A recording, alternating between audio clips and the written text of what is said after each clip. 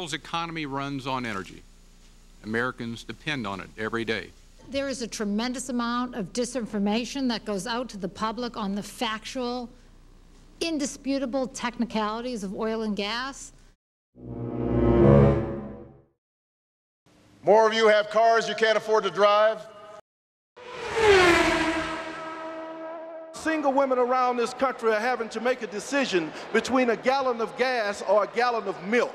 This is unacceptable.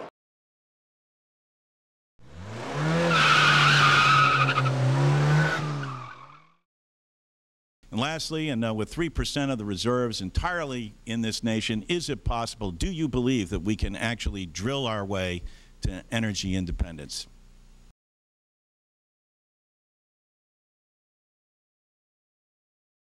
You know, conservation is a fine personal virtue, but it's no basis for energy policy.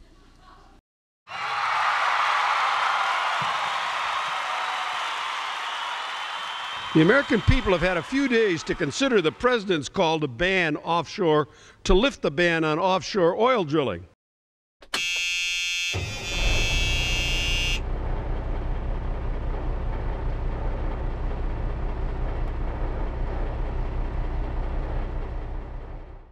The distinction between us and them.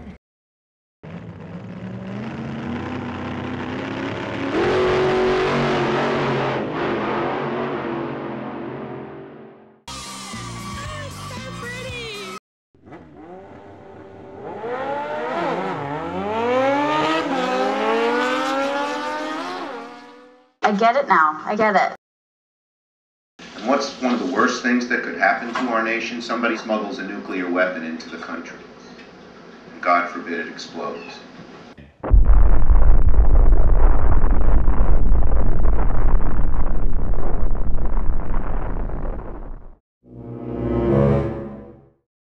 They are either fooling themselves or they're trying to fool you. Well, let me tell you why I left the Democratic Party.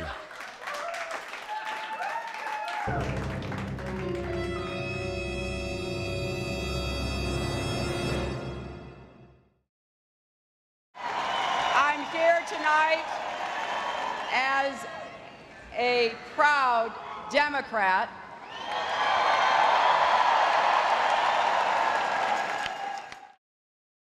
Rock on. In 10 years, we will eliminate the need for oil from the entire Middle East and Venezuela. In 10 years' time. 10 years is how long it's going to take. How's he going to do that? Is he serious? He's serious. No way. 3 million barrels a day?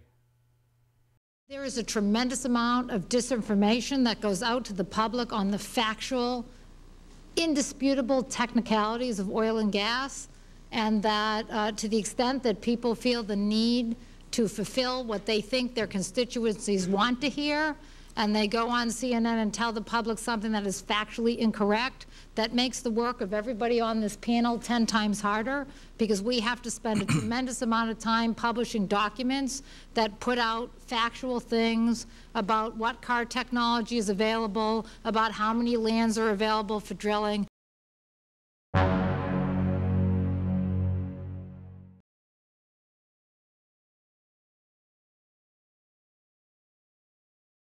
You can make people do anything if they're afraid. And how do you make them afraid? Well, you make them afraid by creating an aura of endless threat. Endless threat? What's he talking about? Nothing's more important than us no longer borrowing $700 billion or more from China and sending it to Saudi Arabia. It's mortgaging our children's future. What? Money borrowed from the Chinese to buy oil from the Saudis. What? We are going to have to deal with energy because we can't keep on borrowing from the Chinese and sending money to Saudi Arabia.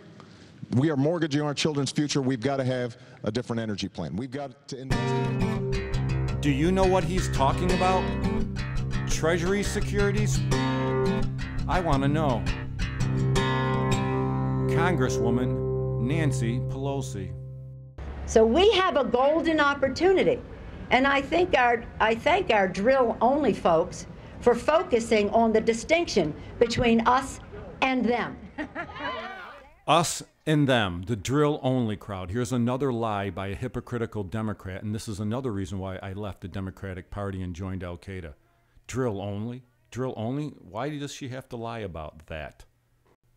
Robert F. Kennedy is a liar also. Listen, watch. The oil that they develop in Alaska doesn't come here, it goes to Asia. No, these oil leases are in the United States. And that's I know they're here, but you're not going to sell the oil here. Oh, you don't have to sell the oil here. You tell him, Robert, you tell him. Number two, any oil produced here should stay here. It's all being shipped from Alaska over to Japan. That's not true. Now, the people That's in not Alaska what Kennedy are doing said. real good. They're not paying any taxes on all this because the oil is being drilled there. At least that's what I understand. So how does that benefit all of us when we end up having this oil go on the world market? It doesn't go into the world market. The Alaskan oil comes here. I think there was one time, many years ago, a few ships were traded. They don't do that anymore. It takes a presidential order to do that. It cannot be done unilaterally. All the oil that will be produced offshore will be for this country. It will go no place else. It will not be in the world market. It will go to our refineries right on shore. Who's telling the truth? Here's another classic example. Robert F. Kennedy said that all the oil in Alaska goes to Asia. Well, he was lying. So I emailed him at the National Resource Defense Council, and he emailed me back saying that he never said that. He doesn't remember saying that, but you know how it goes. Yep, so Robert F. Kennedy says it. Then the people write in editorials to the Poll Standard, and yep, there it is right there. Oh yeah, all the oil, you can't guarantee it's going to stay here, and we're not going to become energy independent if we ship our oil far away. It's one editorial writer, and oh, here comes the other editorial writer. Oh, look at him. Oh, what's that say? Oh, we wouldn't, if we would stop shipping our oil overseas, maybe we wouldn't have the troubles that we're having. And you'd think the Post Standard's editorial staff would be aware of this and wouldn't print these letters that contaminate the voting class.